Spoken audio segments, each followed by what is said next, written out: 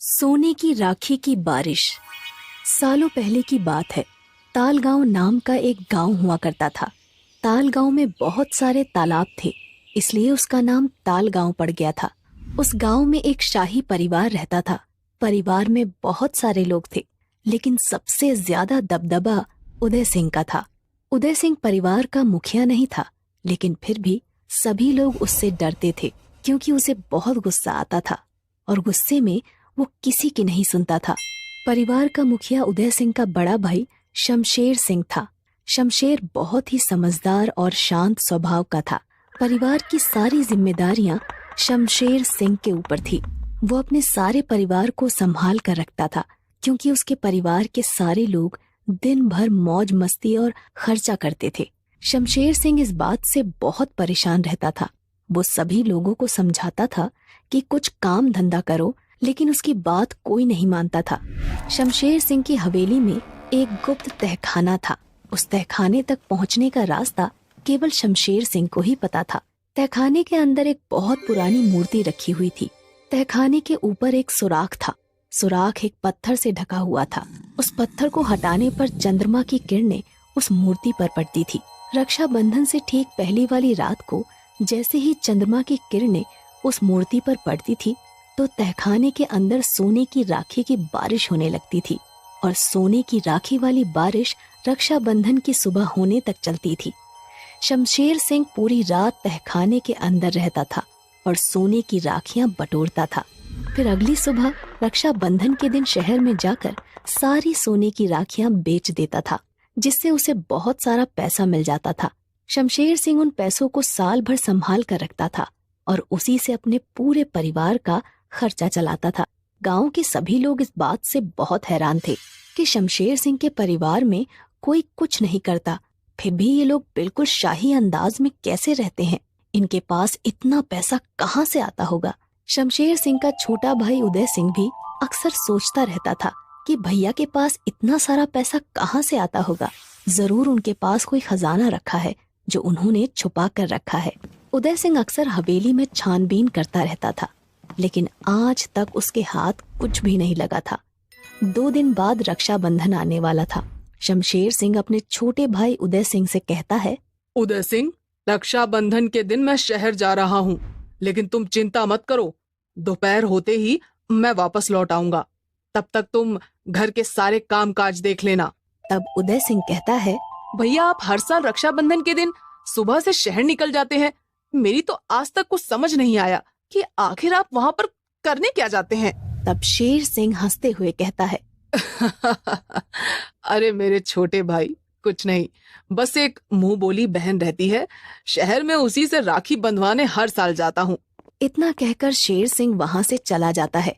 लेकिन उदय सिंह अपने मन में कहता है, मैं जानता हूँ भैया, आप झूठ बोल रहे हैं, बात कुछ और ही है। इसके बाद उदय सिंह अपना सिगार पीने में व्यस्त हो जाता है। 2 दिन बाद रक्षाबंधन का त्योहार आ जाता है और रक्षाबंधन की सुबह होते ही शमशेर सिंह हर साल की तरह अपने तांगे में बड़े बड़े बक्से रखकर शहर की तरफ निकल जाता है। इन सारे बक्सों में सोने की राखियां भरी थी। हवेली में एक बहुत पुराना नौकर काम करता था। वो नौकर बहुत ही बदमाश और चुगलीखोर था। शमशेर सिंह के जाते ही वो नौकर उदय सिंह से कहता है, छोटे मालिक, अगर आप बुरा ना माने तो एक बात बोलूं? उदय सिंह सिर हिलाते हुए कहता है, हाँ हाँ, बोलो बोलो। तब वो नौकर उदय सिंह से कहता है, छोटे मालिक, हर साल रक्षाबंधन के दिन बड़े मालिक बड़े बड़े बक्से लेकर शहर चले जाते हैं, मुझे तो जरूर कुछ गड़बड़ लगती है। तब उदय सिंह कहता है, तुम बिल्कुल ठीक कहते हो, आखिर मैं भी तो इस हवेली का अगला उत्तराधिकारी हूँ, मुझे सब कुछ जानने का पूरा हक है। तब वो नौकर उदय सिंह से कहता है, छोटे मालिक, अगर आप छुपकर बड़े मालिक का पीछा करेंगे तो आपको शायद कुछ पता चल जाए कि उनके बक्से के अंदर आखिर क्या है।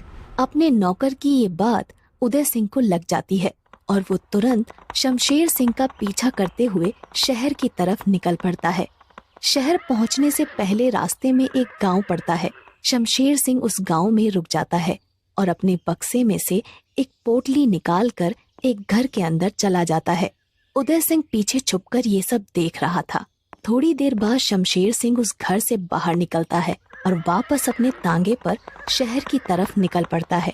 शमशेर सिंह के जाते ही उदय सिंह तुरंत उस घर के अंदर चला जाता है जहां अभी अभी शमशेर सिंह गया था।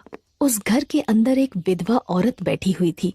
उदय सिंह उस विधवा औरत से कहता है, माफ करना भाभी जी, पर क्या तुम बता सकती हो कि शमशेर सिंह यहाँ पर क्या करने आया था? तब वो विधवा औरत बताती है कि उसका पति और शमशेर सिंह बहुत अच्छे दोस्त थे, लेकिन 2 साल पहले उसका पति मर गया और तब से शमशेर सिंह हर साल रक्षाबंधन को उसे एक पोटली में सोने की राखियां देने आता है, जिसे बेचकर वो बहुत सारे पैसे कमा लेती है और साल भर का खर्चा चल जाता है। सोने की राखियां देखते ही उदय सिंह के मन में कई सवाल आने लगते हैं। सोने की राखियां? लेकिन भैया के पास इतनी सारी सोने की राखियां आती कहाँ से होंगी? इनकी कीमत तो लाखों में है। जरूर हवेली में कोई खजाना छुपा है और भैया ने आज तक मुझे नहीं बताया। इसके बाद उदय सिंह शहर तक शमशेर सिंह का पीछा करता है और छुपकर देखता है कि शमशेर सिंह बक्से में से सोने की राखियां निकालकर एक सुनार की दुकान पर बेच रहा है और बदले में बहुत सारे पैसे ले रहा है। बस फिर क्या था। इतना देखते ही उदय सिंह को बहुत गुस्सा आने लगता है, पर वो अपने गुस्से को काबू में करके वापस गांव लौट जाता है और सबसे पहले अपने उस नौकर से कहता है, तुम्हारा शक बिल्कुल सही था। हवेली में जरूर कोई खजाना है और भैया ने आज तक मुझे नहीं बताया। तब वो नौकर कहता है, छोटे मालिक, इतिहास गवाह है, खजाने के लिए भाई ने भाई को मारा है। अगर आपको वो खजाना प्राप्त करना है तो आपको अपने बड़े भाई को मारना होगा। उसके बाद आप सारी हवेली के मुखिया बन जाएंगे। नौकर की ये बात उदय सिंह के दिमाग में घर कर जाती है और वो अपने बड़े भाई शमशेर सिंह को मारने की ठान लेता है।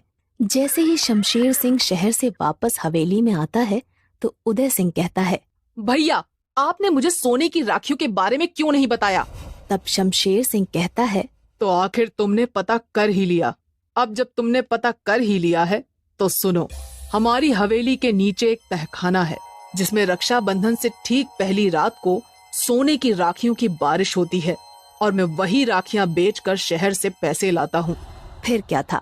रात होते ही उदय सिंह शमशेर सिंह का गला दबा देता है और उसे मार डालता है और तहखाने तक पहुँचने का नक्शा प्राप्त कर लेता है।